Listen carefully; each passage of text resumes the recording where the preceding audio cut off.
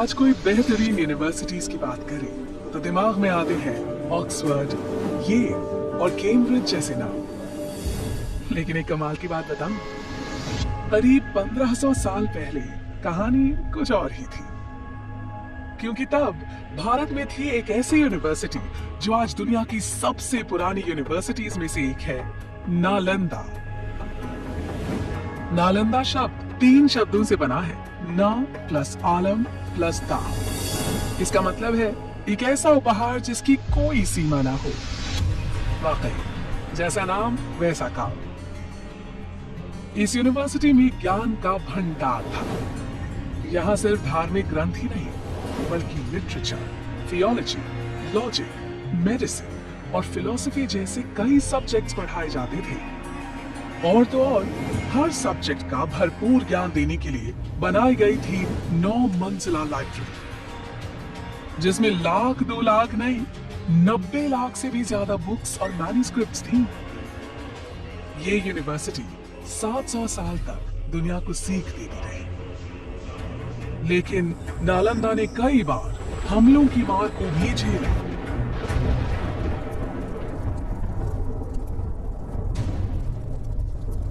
आखिरकार 12वीं शताब्दी में एक हमले में बख्तियार खिलजी ने नालंदा को जला दिया और माना जाता है कि इसकी लाइब्रेरी 3 महीने तक जलती रही और ज्ञान का वो खजाना जो संभाल कर रखा गया था धुएं में खो गया। उस वक्त जब नालंदा कई बुलंदियों को छू रही थी, वो एक महाविहार यानी विशाल बौद्ध मठ का हिस्सा थी, जिसके खंडहर आज भी 57 एकड़ में फैले इस साइट में नजर आते हैं।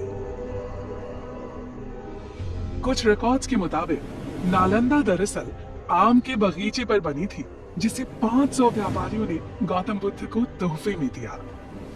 पर आर्कियोलॉजी के हिसाब से नालंदा को 5th सेंचुरी बीसी में गुप्त काल में बनाया गया था। उसके बाद गुप्त काल में इस जगह का और डेवलपमेंट हुआ और ये एक विहार से 7वीं शताब्दी तक महाविहार बन चुका था। अलग अलग दौर में यहाँ कई महान टीचर्स ने पढ़ाया, जैसे नागार्जुना, बुद्धपालिता, शांति रक्षिता और आर्यदेव। और जानते हैं स्टूडेंट्स कौन थे? चाइनीज ट्रैवलर ह्यूंग सांग जैसे कई लोग जो दुनिया भर से यहाँ खींचे चले आते थे। यहाँ पर पूरे विश्व से, चीन से, म्यांमार से, श्रीलंका से अनेक प्रांतों के लोग इस जगह पर शिक्षा ग्रहण करने के लिए आया करते थे इस महाविहार में। लेकिन इस सब के बावजूद नालंदा वक्त की मार को नहीं झेल पाई। इसीलिए डॉक्टर अब्दुल कलाम की पहल से नालंदा ने एक मॉडर्न इंटरनेशनल यूनिवर्सिटी के रूप में फिर से जन्म लिया। नालंदा जैसी यूनिवर्सिटी इस बात का सबूत है कि भारत का ज्ञान सदियों से दुनिया को रोशन कर रहा है।